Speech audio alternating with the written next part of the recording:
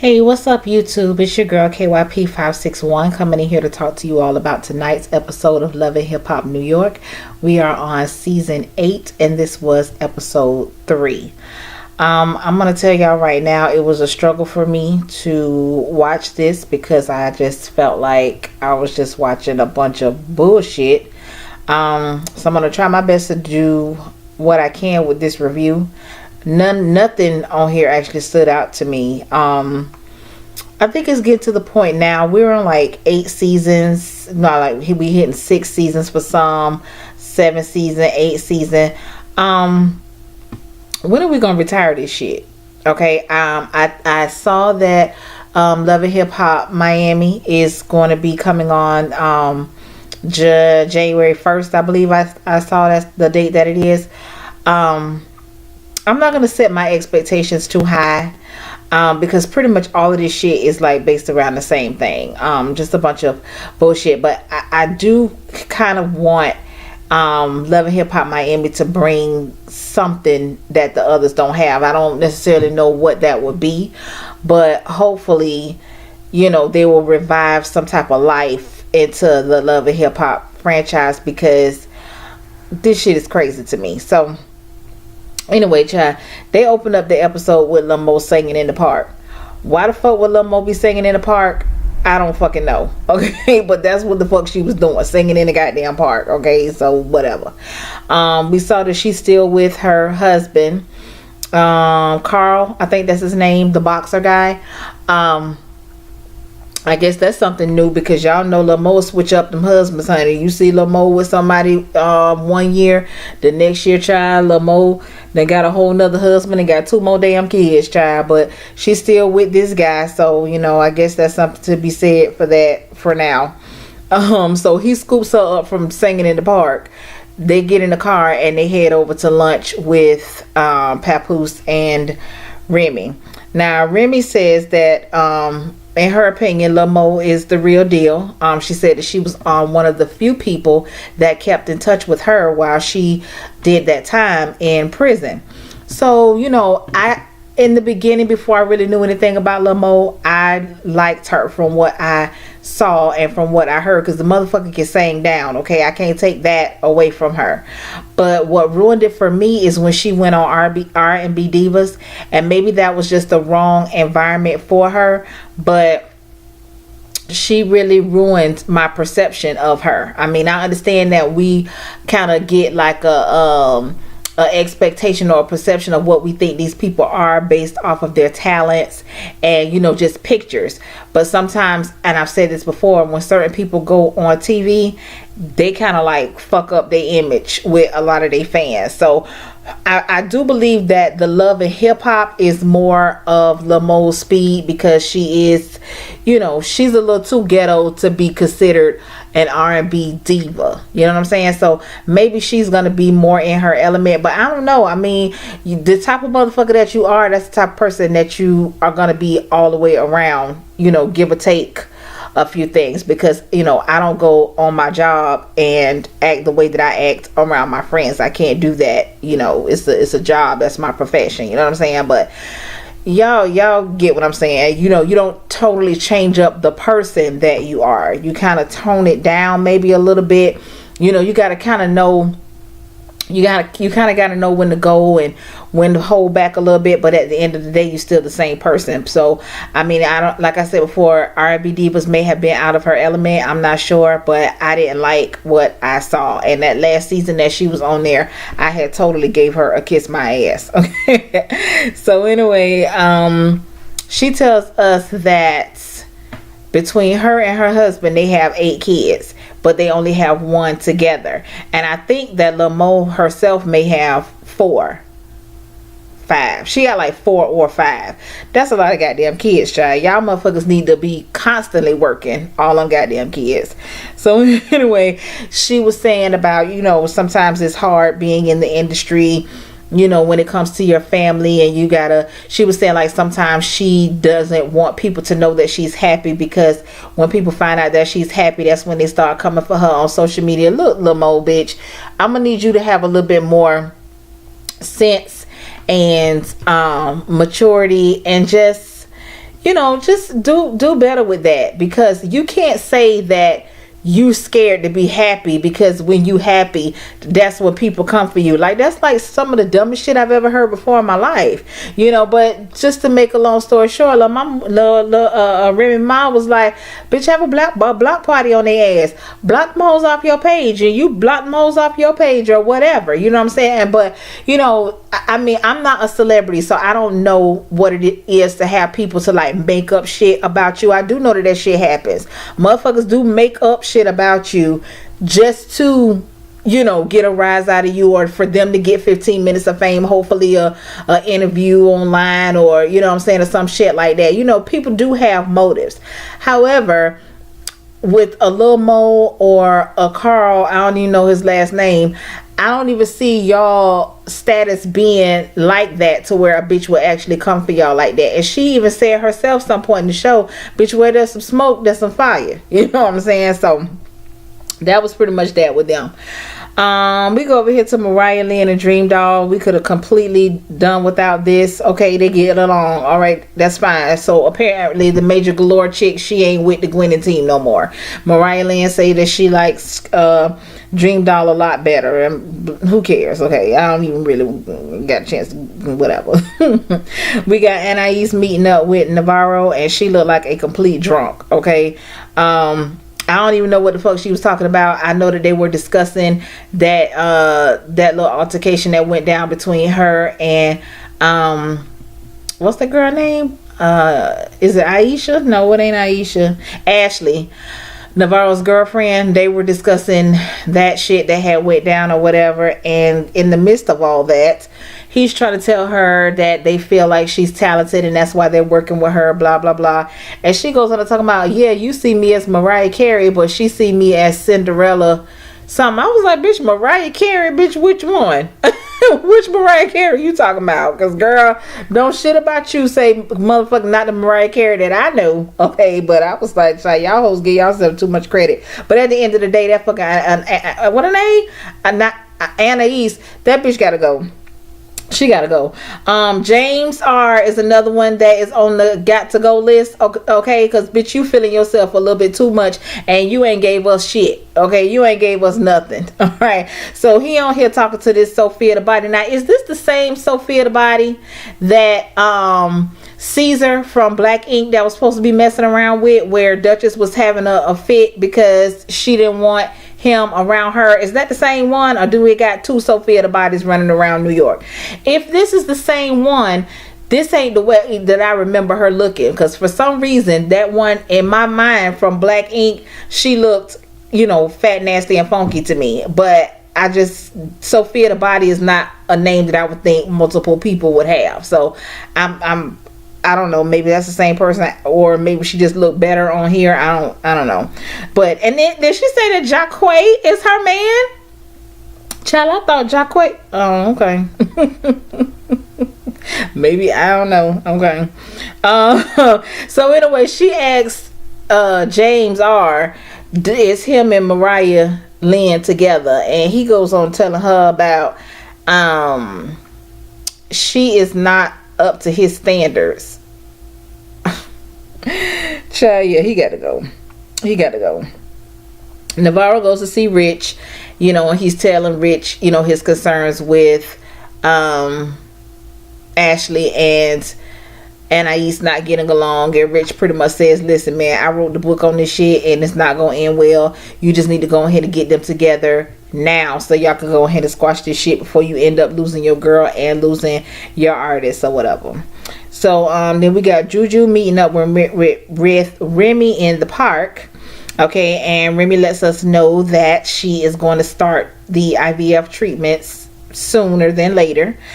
And so Juju was pretty much asking her, are you prepared if it doesn't work the first time? And then Remy says that she never even considered it not working the first time. She just thought that she was going to go in for the treatment and it was going to take, they was going to have a baby, it was going to be all good.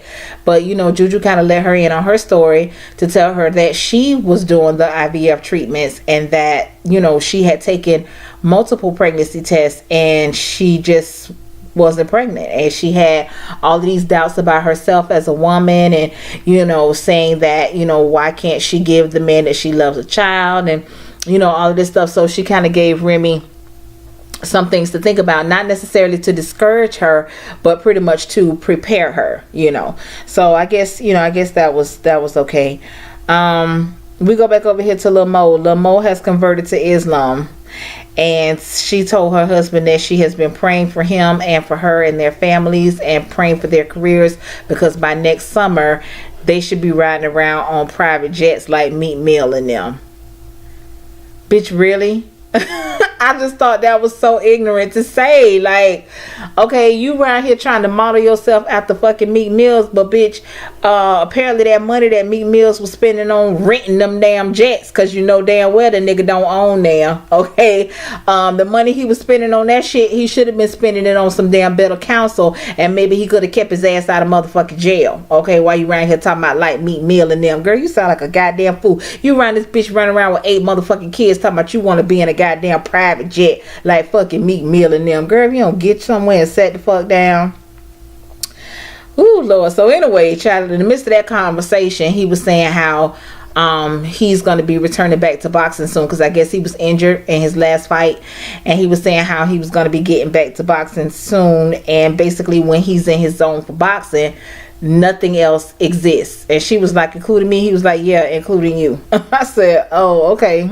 I mean, I think I understand where he was going, but bitch, you could have put it some other type of way to ease her. You know what I'm saying? Like, god damn. But then I kind of got lost in the conversation, and I just didn't feel like rewinding it. But somewhere along the lines, he says that there's only one other person that has supported him the way that Lil Mo does. And so Lil Mo was like, and who is that? And he wouldn't tell her. And I know she asked the nigga about 2 times, and then she was like, oh, don't nobody support you like I support you, believe that. And she just walked off. But I just thought that was strange, for one, for him to say that, and for 2, not for him to expound upon that. You know what I'm saying? So I was like, oh, okay. So then we come to find out that Dream Doll and Bree are good friends. Y'all, they are adamant on pushing this Bree broad off on us, y'all. I thought that it was probably just gonna be a 1-2 punch or whatever, couple episodes, but it seemed like this bitch gonna be around. So I don't know how I'm gonna take this. And then, okay, I'm jumping ahead, but whatever. All right, so anyway, they friends.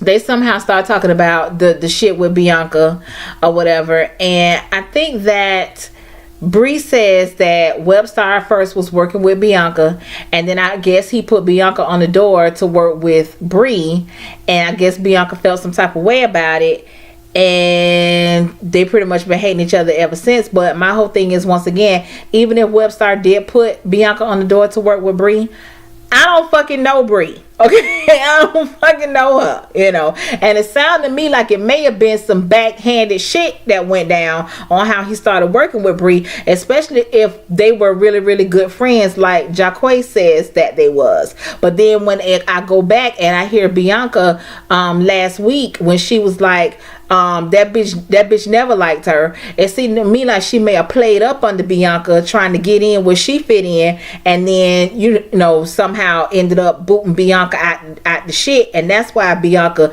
don't like this bitch the way that she don't like her. I don't fucking know. That's the only thing that makes sense to me, because really, other than that, ain't nobody really telling me why these 2 motherfuckers don't like each other. Okay, so anyway, child, Dream Doll pretty much decides that she gonna insert herself into the shit. Like a bitch just got to get into some shit that ain't got shit to do with them. That's what she did. Okay, so we gonna get a little bit of that shit later on. So then we got Navarro, Ashley, and Anais. They're meeting up. At first, Anais is sitting there, kind of throwing shade or whatever. But at the end of the day, I guess they call themselves making a truce for now. All right, so then we go over here to Bianca and Dream Doll. I guess Dream Doll then summons Bianca to come up and meet with her. So Bianca was like, they kind of got mutual friends. They done seen each other in passing or whatever. So, she really ain't feed too much into meeting up with her. So she went ahead and agreed. So then they get there. Only thing Dream Doll want to do is tell Bianca how she's wrong and how she's always fucking with Bree and this and that and that and the other. And when Bianca really started putting the shit down on how the shit went. But my whole thing is, why you got to tell this bitch any motherfucking thing? I mean, Bianca felt the same way as well, but I guess she was like, bitch, since I'm here, you know what I'm saying, or whatever. So Dream Doll, you know, she kind of going off and talking about, well, don't do this when I'm around. And Bianca was like, bitch, I done already popped off on her a couple of motherfucking times, and probably when I see the bitch, I'm gonna pop off on her ass again. So she was like, well, if you do it and I'm there, then just know that I'm in it. Basically, that's what she said. And Bianca was like, well, bitch, it is what it is. So I guess you in it. And then all of a sudden, the Cash Doll bitch, she goes to bringing Mariah into the shit, and I'm like, who the fuck even brought up Mariah's name? So I'm like, okay, so now I guess it's supposed to be some type of tag team shit. I don't know, but Mariah didn't have shit to do with that, just like Cash Doll didn't have shit to do with that. That shit was between Brie and motherfucking Bianca. So at that point, I wanted Bianca to smash Cash Doll ass with her motherfucking shoe or fist or whatever the fuck was gonna get across that table first. Cause I was like, bitch, that shit would be 100% good for your ass. Cause for one, this ain't even got shit to do with you. But bitch, since you want beef, you know what I'm saying? What's happening? I was over it. So then we go over here to Lil Mo with her son Justin. He is just so cute to me. I remember him on a couple episodes on the R&B Divas, and he was just so cute. So he's basically telling her that he wants a phone, you know, because since old boy gonna be gone and he's deemed the man of the house, and you know, whatever. It was cute for what it was. And I guess she asked him, had he ever Googled them before, and he said yeah. And so she was like, well, what did you find? And he was like, you know, I saw this about Dad, and then I saw you on stage and whatever. And then it was like, and then it said some shit about Dad's girlfriend said that he had been cheating and some shit or whatever. Now, I don't think I believe that child went on no damn Google and found that, because it sounds like that shit was rehearsed. And if he's only 8 years old, and I think this shit may have happened like maybe 2-3 years ago, unless it's some new shit, okay? You try to tell me this child was 5 years old Googling shit? I mean, not to say that that's impossible, but I just don't think so. And y'all need to stop doing this shit to these kids. Stop doing this shit to these kids for a motherfucking storyline. I'm sick of it, okay? But yeah, I don't believe that shit. I don't believe that. And that kind of pissed me off too. Shall we go over here to James R. and his video shoots? James R. got to go. He got to go. I never thought that I would hear myself saying this, but I would prefer to see Cisco than to see this motherfucker here, okay? Because bitch, you're doing too much too goddamn fast, okay? Bitch, we just not met your ass 5 minutes ago, and now you on here talking about your standards, and you know you doing all of this, and you just doing too much, okay? And I probably really don't like it, because I don't like them old light-skinned niggas. I mean, I'm pretty sure he's like Dominican or some type of Hispanic, okay? I don't like it. So it's almost double disgusting to me, because he's acting, he's giving you that stereotypical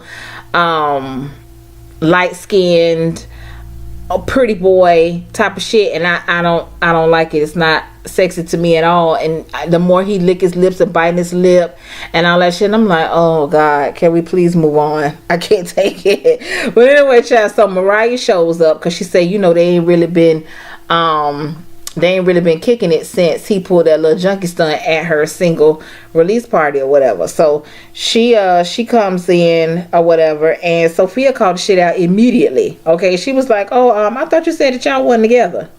You know, and of course he was like, oh man, why did she have to say that? Bitch, because that's what you said. You know what I'm saying? Like, what you thought she was just gonna sit down knowing that you just told her a motherfucking lie? You know what I'm saying? But anyway, child, what I couldn't figure out at that point, Mariah, is why was you mad with Sophia? You immediately direct your anger towards her, talking about, well, you knew he was with me. Didn't this bitch just tell you that man said y'all wasn't together? So what you want her to do? Just say, fuck what you talking about, I know you with her anyway? Like, you know what I'm saying? She did what she was supposed to do. She asked that nigga, was y'all together? And he said no, because you was not up to his standards, okay? So I guess she asked him again in front of her. So now it didn't change to, yeah, we got a little situation and hand in hand. You know what I'm saying? So once again, Mariah Lynn, why you over here mad with her? You know what I'm saying? And I wish that when you'd have jumped your ass across that goddamn bed, I wish she would have caught your ass with a motherfucking roundhouse kick in your shit. Okay? Because you was wrong for jumping on that girl for behind that shit. I don't give a fuck what she said to you. She basically was following your tone. You know what I'm saying? So I mean, I don't like that one of y'all hosts. I really don't give a damn. I'm just saying, y'all know I'm a fair bitch, so I have to call it like I see it. But yeah, you was totally wrong for that, and I'm glad that it done got the scene over with you singing your little lullaby, because that shit was irritating as fuck to me too. And girl, why you be hollering out the Gwenning team like y'all a motherfucking gang or some shit? Like, you know what I'm saying? But you can tell Mariah Lynn ain't come from no family child, and this Gwenning team, honey, this must be the closest thing to a family that she'd ever had in her whole life. Because how the fuck you in here in a goddamn fight, but you in here yelling out Gwen team? Like, bitch, what? I was like, man, this whole shit is just corny as fuck to me. Like, that's almost like them yelling out Creep Squad. You know what I'm saying? Like, that shit was just whatever, child. But yeah, she take that shit too goddamn serious. Like I said, this episode was boring as hell. I really have absolutely nothing to give. So if you have stuck with me for this time, I really do appreciate it. Like, comment, and subscribe. I did see that I have some new subscribers, so I do want to say welcome, guys, to my channel.